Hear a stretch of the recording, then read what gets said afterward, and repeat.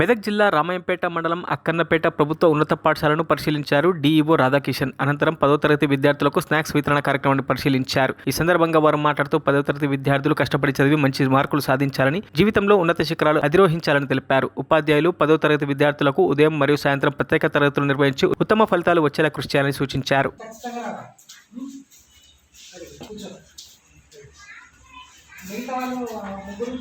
నేను ఫాలో చేస్తున్నాం సార్. ఒక అబ్బాయి వాళ్ళు హైదరాబాద్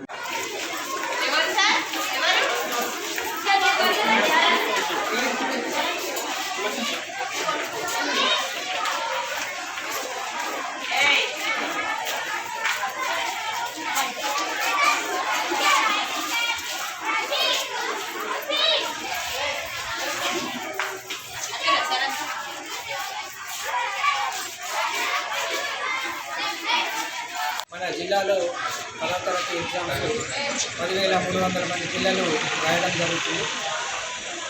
జిల్లా పరిషత్, గవర్నమెంట్, తర్వాత ప్రైవేట్ స్కూల్స్ అన్నింటిలో కలిపి 10,300 స్టూడెంట్స్.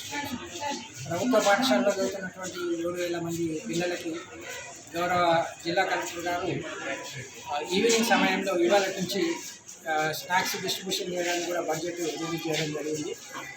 వీళ్ళకు ఉదయం పూట, సాయంత్రం ఉదయం 8:30 నుంచి 9:30 వరకు, సాయంత్రము 4:05 నుంచి 5:30 వరకు స్పెషల్ క్లాసెస్ కూడా కండక్ట్ చేయడం జరుగుతుంది.